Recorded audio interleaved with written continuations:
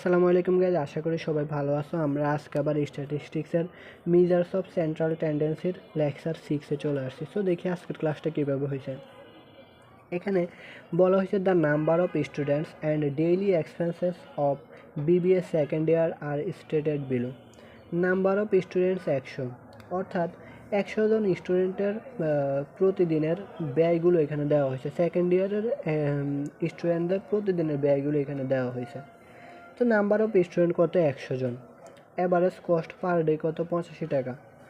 Suppose the expense of a student was wrongly noted as টাকা 120 instead of টাকা 100, অর্থাৎ 100-র পরিবর্তে 120 লিখছে রংলি, মানে কি তোমার ভুল করে 120 টাকা লিপিবদ্ধ করছে 100-র জায়গায়। What would be the correct mean? এর কারেক্ট মিন কী হবে? অর্থাৎ আমাদের সঠিক গড় নির্ণয় করতে বলছে।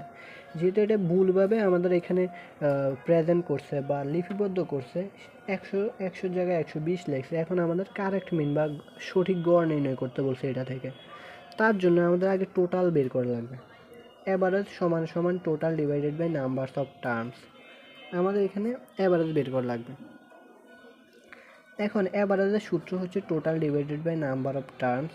অ্যাভারেজ আমাদের সরাসরি দেওয়া আছে 85 সমান সমান টোটাল কিন্তু দেওয়া না, আমাদের ম্যাথে টোটাল বের করা লাগবে অ্যাট ফার্স্ট। হ্যাঁ, তারপরে আমরা ম্যাথটা করতে পারবো সুন্দর। তো টোটাল বের করার জন্য আমাদের যেগুলো দেওয়া আছে সেগুলোকে কাজে লাগাতে হবে। অ্যাভারেজ দেওয়া আছে 85, টোটাল দেওয়া নেই যার কারণে এখানে টোটাল লিখলাম। আর নাম্বার অফ স্টুডেন্ট কত? 100, এখানে লিখলাম নাম্বার অফ টার্মস বা নাম্বার অফ স্টুডেন্টস 100। তো এখন টোটাল আমরা এই পাশে নিয়ে আসলাম, আর এটা কি আছে? ভাগ আছে, এখন গুণ হয়ে যাবে। সো 85 ইন্টু 100 গুণ করে দিলাম, তাহলে টোটাল আমরা কত পাচ্ছি? 8500। তাহলে আমরা টোটাল পেয়ে যাচ্ছি কত? 8500। এখন কারেক্ট টোটাল ভ্যালু নির্ণয় করতে হলে এটা থেকে তো আমাদের যে ভুল করছে সেটা বাদ দিতে হবে, রাইট? তাহলে কারেক্ট টোটাল ভ্যালু সমান সমান টোটাল কত? 8500 মাইনাস ইনকারেক্ট কত? 120। ইনকারেক্টটা আমরা বাদ দেবো, আবার কারেক্টটা যোগ করে দেবো। কারেক্ট কত? এই 100 আমরা এখানে যোগ করেছি, তাহলে আমরা পেয়ে যাব কারেক্ট টোটাল ভ্যালু 8480 টাকা। ওকে, এখন আমরা কারেক্ট অ্যাভারেজ নির্ণয় করব। Total divided by number of terms. এই যে total divided by number of terms, একই সূত্র। কারেক্ট অ্যাভারেজ নির্ণয় করা লাগবে। টোটাল আমাদের কত? কারেক্ট টোটাল ভ্যালু পাইছি কত? 8480, আমরা এটা লিখলাম। এরপর নাম্বার অফ টার্মস কত? 100, এই যে 100 লিখলাম। দিলে যেটা আসবে 84.80, এটাই হলো আমাদের অ্যান্সার। সো আমাদের পরীক্ষা হলে এরকম কোশ্চেনগুলো আসতে পারে। গতানুগতিক কোশ্চেনের পরিবর্তে আমাদের এরকম লিখিত আকারে কোশ্চেনে চলে আসতে পারে, অর্থাৎ ওই যে চক আকারেগুলো না করে। তাহলে আমাদের যদি এরকম ম্যাথ আসে, আমরা অ্যাভারেজ বের করবো, অ্যাভারেজ থেকে টোটাল বের করবো, টোটাল থেকে আমরা এরপরে আরেকটা অ্যাভারেজ বের করবো। ওকে, তো এভাবে আর কি এটা। এখন দেখি আমরা আরেকটা ম্যাথ দেখি।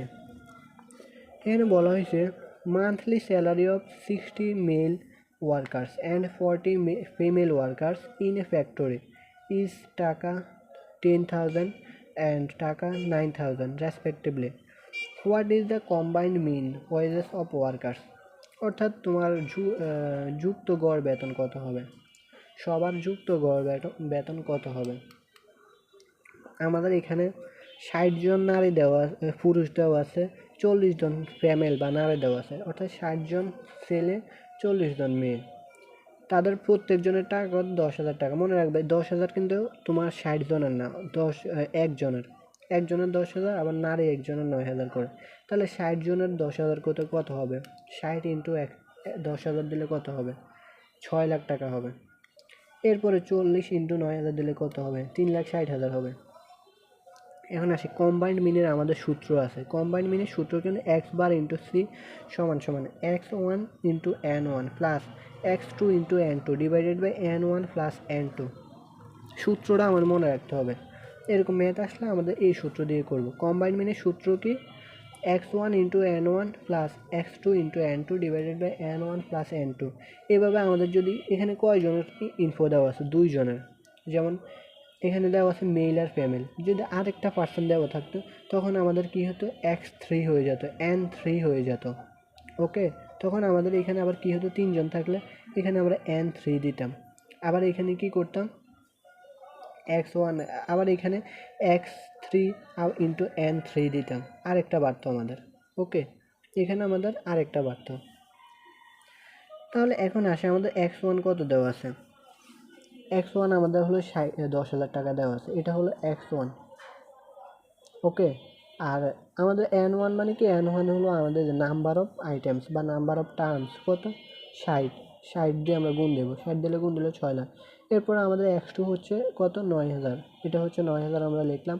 আর n কি, n হচ্ছে নাম্বার অফ টার্মস, কত আছে পেমেন্ট, 40 জন আছে পেমেন্ট, 40 দিয়ে গুণ দিলাম। গুণ দেওয়ার পরে আমাদের n1 কত, n1 হলো আমাদের 60, আর n2 কত, n2 হলো 40, 60 যোগ 40 100, আর এটা গুণ দিলে 3,60,000। এরপর আমরা এটা দিয়ে এটা ভাগ দিলে আসবে হলো 9,600 টাকা। ওকে, আসবে কত, 9,600 টাকা। তাহলে x1 10,000, x2 9,000, এরপর n1 হলো 60, n2 হলো 40, এগুলো হলো n মানে কি নাম্বার অফ টার্মস, কতজন কতজন করে। এখানে আমি একটা দিচ্ছি, যত ধরনের ডাটা বাড়বে তত আমাদের x1 x2 x3 x4 এইভাবে বাড়তে থাকবে, n1 n2 n3 n4 এইভাবে বাড়তে থাকবে। এভাবে সূত্র প্রয়োগ করবেন, যেমন এই ম্যাথে 2 ধরনের ডাটা দেওয়া আছে, সেজন্য আমরা 2 ধরনের ডাটা দিয়ে করছি। এখন যদি এখানে আরেক ধরনের ডাটা দেওয়া থাকতো, তখন আমরা কি করতাম, x3 ইন্টু n3, এরপরে এখানে কি করতাম n3। ঠিক একইভাবে যদি আরেক ধরনের ডাটা দেওয়া থাকতো 4 ধরনের, তখন আবার কি করতাম, আবার এখানে x4 n4, এরপর আবার এখানে প্লাস n4 দিতাম। এভাবে আবার আমরা ম্যাথগুলো করতাম। অর্থাৎ কম্বাইন মিনের সূত্র হচ্ছে আমাদের এইভাবে ম্যাথ করা লাগবে, s1 into n1 plus x2 into n2 plus x3 into x3 n3, এরপর নিচে হচ্ছে আমাদের নাম্বার অফ টার্মসগুলো সবগুলো যোগ। এইভাবে আমরা করব। ওকে, সো আশা করছি তোমরা বুঝতে পারছো। এটা হচ্ছে কম্বাইন্ড মিনে আমাদের এইভাবে ম্যাথ আসলে এইভাবে করব। আর এটা হচ্ছে আমাদের এই যে কারেক্ট মিন বা গড় নির্ণয় করব কীভাবে সেটা, অর্থাৎ কারেক্ট গড় নির্ণয় করা লাগবে, সেই জন্য আমরা এইভাবে করব। এখানে আমাদের গড় নির্ণয় করার জন্য টোটাল লাগবে, টোটাল দেওয়া নাই, সেজন্য আমরা টোটাল বের করে নিয়েছি, কারেক্ট টোটাল বের করে নিয়েছি, দেন আমরা এটা দিয়ে এটা ভাগ দিয়েছি, এটা পাইছে। তো আশা করছি তোমরা আজকের ক্লাসটা বুঝতে পারছি। এরপরে যদি কেউ না বুঝতে পারে, এই ম্যাথগুলো আসলে আলাদা ম্যাথ, সো সেজন্য করাই দিলাম। না বুঝতে পারলে অবশ্যই আমাকে জানাবো। সো আজকের ক্লাসটা এই পর্যন্তই, ধন্যবাদ।